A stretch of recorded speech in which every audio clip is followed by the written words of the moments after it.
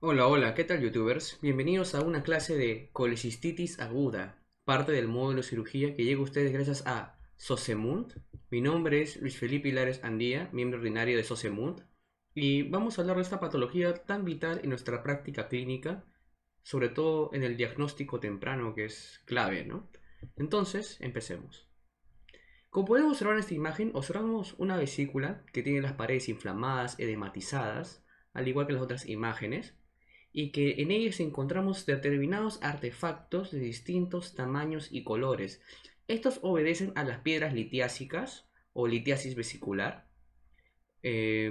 Como podemos observar, estos artefactos van a ser la principal causa de las colecistitis agudas. Pero ya vamos a ahondar más en eso adelante. Solo era para causar un primer acercamiento. Para poder hablar de las patologías biliares tenemos que manejar definiciones para evitar confusión y hacer más fácil su estudio. Cuando hablemos de términos como colecistitis, coledocolitiasis, colangitis, litiasis vesicular, es más fácil entenderlo con las raíces griegas. El término cole es relativo a bilis, doco, a aceptar o recibir, litos, piedra, cisto, vejiga, bolsa o vesícula, el término angio relativo a conducto o vaso sanguíneo, itis, inflamación. Entonces, en anatomía un término que no nos es ajeno es el colédoco. Sería entonces el conducto que recibe o transporta la bilis. Litiasis vesicular o también llamada colelitiasis sería relativo a una piedra hecha de bilis. Colecistitis, itis inflamación, cisto vejiga, cole, bilis, sería la inflamación de la vesícula que almacena la bilis. Coledocolitiasis sería la piedra que obstruye el colédoco y colangitis, la inflamación de los conductos que transportan la bilis. Así de sencillo. Cuando nosotros tengamos que diferenciar a la colecistitis en dos grandes grupos, podemos decir que son de naturaleza litiásica o alitiásica. Si son de naturaleza alitiásica, que son los casos menos frecuentes, constituyen del 5 al 10% de los casos. Y si son de naturaleza litiásica, del 90 al 95%. La incidencia de los casos de colelitiasis, que es prácticamente donde vamos a centrarnos el día de hoy, corresponde del 1 al 4%. Y de estos pacientes, o sea, si tenemos un grupo de una totalidad de un 100% de pacientes que tienen colecistitis, 90-95% van a tener colelitiasis. Y de este 90-95%, más del 80% resulta que son asintomáticos o que desconocen el hecho que presentan enfermedad.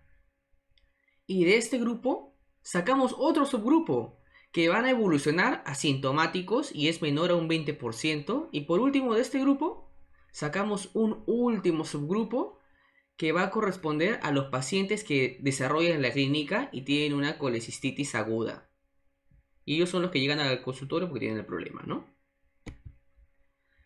Este artículo que vamos a observar, estas tablas, corresponden a un estudio hecho en el Hospital Central de Chihuahua y reflejan epidemiológicamente de lo que queremos hablar el día de hoy, de que la población afectada principalmente tiene edades que comprenden entre los 30 y 50 años. Y como podemos observar, en el caso de que presenten una colecistitis litiásica, los grupos más afectados son los femeninos, o sea, las mujeres. Y en el caso de que tengamos que diferenciar entre las colecistitis litiásicas o litiásicas, ya mencionamos que las litiásicas es alrededor del 90%, 90-95%, y las alitiásicas de un 5 o un 10%. Observen la cantidad de casos que se reportaron. Entre las agudas y las crónicas, alrededor de 100 casos para las litiásicas, y en las alitiásicas un caso. Entonces, eso es lo que tenemos que tener claro. En el caso que tenemos colecistitis litiásica, los casos son predominantemente femeninos. Y en caso alitiásicas, masculinos. Edad promedio de 40 más menos 10 a 15 años. Y los casos más frecuentes son litiásicos sobre alitiásicos. Ese punto debe ser clave. Como su nombre lo dice, cuando tengamos una colecitis litiásica es porque hay una piedra. Y en el caso que sea alitiásica, va a depender casi siempre de naturaleza infecciosa, como viene a ser por virus, como Epstein-Barr, VIH, también tenemos en los pacientes gran quemados y por trauma abdominal. En el caso que tengamos del grupo litiásico, los factores de riesgo constituirían ser pacientes que consuman opioides y vasopresores principalmente, cirugía mayor, deshidratación, quemaduras, shock, transfusiones múltiples, ayuno prolongado, etc. Y en el caso de las infecciones, como ya hemos mencionado, pueden ser bacteriales o virales, nutrición parenteral prolongada, el gran quemado que hemos mencionado, el trauma abdominal, la deshidratación. Estos son claves. Y en el caso que tengamos litiásicas, que es vital que te lo aprendas, factores de riesgo son el sexo femenino, como hemos visto que son las más afectadas, obesidad, pérdida rápida de peso, edad avanzada y embarazo. Pero ¿qué tipos de cálculos o piedras vamos a tener? Se menciona que los cálculos de colesterol son los más frecuentes. Y este grupo se divide en los de colesterol puro, que como su nombre lo dice, es puro colesterol, y los de colesterol mixto. Estos de colesterol mixto van a sumar otras sales biliares al contenido, también calcio, bilirrubina. Y a diferencia de los cálculos de colesterol puro, es que si nosotros le aplicáramos a estos pacientes una radiografía, va a ser visible este cálculo, va a ser radiopaco, por el hecho de que el calcio le da esta característica. Otro grupo menos frecuente son los cálculos pigmentarios. Y estos son originados por hemólisis. Y al igual que los cálculos mixtos, son muy frecuentes en la vesícula. Otro tipo de cálculo pigmentario son los cálculos marrones, pero estos ya van a estar presentes en cualquier punto de la vía biliar. Entonces, ¿cuáles son los cálculos más frecuentes de colesterol? Los mixtos de colesterol y que se presentan en la vesícula. Acá podemos mostrar al pie cálculos amarillos, cálculos negros y cálculos marrones. Los primeros vendrían a ser de colesterol puro, los segundos por hemólisis y los terceros los que se presentan en todas las vías biliares. En cuanto a la fisiopatología, hay que tener en cuenta de que cuando estudiemos colecistitis aguda litiásica, lo que va a suceder es esto, de que la piedra que se forma al interior de la vesícula por precipitación de sales, aumento de colesterol, etc., va a obstruir el conducto cístico. Entonces va a empezar a haber un aumento de presión dentro de la vesícula, va a haber estasis biliar, dilatación vesicular porque se sigue cargando de contenido, proliferación de microorganismos. Sin embargo, estos microorganismos no son dinamitantes o quienes llevan la batuta en la inflamación de la colecistitis. Ayudan, pero no son los principales. Y en consecuencia, como hay inflamación, se edematiza la superficie de la vesícula, hay congestión de capilares y hay pérdida de la circulación. La subserosa sigue edematizándose, se engrosan las paredes por arriba de 4 milímetros y empieza a haber trombosis vascular. Entonces, en la superficie de la vesícula aparecen parches de necrosis. Estos se pueden perforar y sumar con hemorragias que finalmente nos van a dar los abscesos pericolestásicos. Y esto, chicos, es como se da la fisiopatología de la colecistitis aguda litiásica. Entonces, nuestros pacientes que llegan, ¿qué características presentan, no? Primero, recordando lo que hemos visto, es que la edad es de 40 más o menos 10 años, principalmente femeninos. Pero ¿qué signos clínicos presentan? ¿Cuál es el cuadro clínico de estos pacientes? Que tienen signo de Murray positivo, masa palpable, dolor en hipocondrio derecho, una fiebre mayor a 38 grados, leucocitosis, más de 10.000 glóbulos blancos en sangre, un PCR mayor a 1. Y también pueden presentar resistencia abdominal. Eso hay que recordarlo. Ahora, si el paciente se le complica la colecistitis, ¿qué se suma? Una fiebre mayor a 39 grados e inestabilidad hemodinámica y vital, los escalofríos. Una colecistitis que recién debuta es rarísimo que presente escalofríos. ¿Cómo vamos a diagnosticar al paciente de colecistitis? Tenemos las guías de Tokio del 2018, que es la actualización de las guías de Tokio del 2013. Esta prueba es altamente sensible y altamente específica, por lo que es más útil que guiarnos solo de los signos clínicos para suponer una colecistitis. Tenemos 3 indicadores para poder diagnosticar la colecistitis.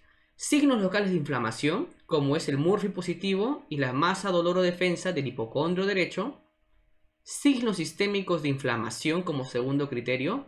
El paciente llega con fiebre, el PCR aumentado o mayor a 3 y los glóbulos blancos aumentados también. Leucocitosis.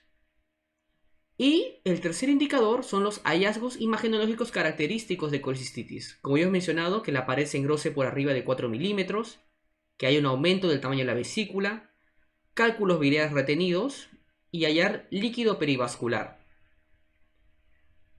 Entonces, ¿cómo vamos a diagnosticar? Si yo presentara a mi paciente suficiente con un signo local de inflamación o un signo sistémico de inflamación, un A más un B, yo digo, se sospecha que el paciente tiene colecistitis. Pero si a esto se agrega un hallazgo imagenológico propio de esta enfermedad, el diagnóstico es definitivo.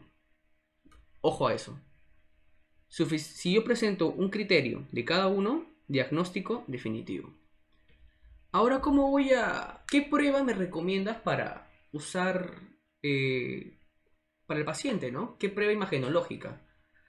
La prueba de elección es la ecografía, aunque el gold estándar es la gamografía. Sin embargo, tiene un alto costo. Entonces se plantea que con la ecografía, con bajo costo, a través de signos indirectos, puedes encontrar piedras de un tamaño no menor a 1.5 milímetros de diámetro.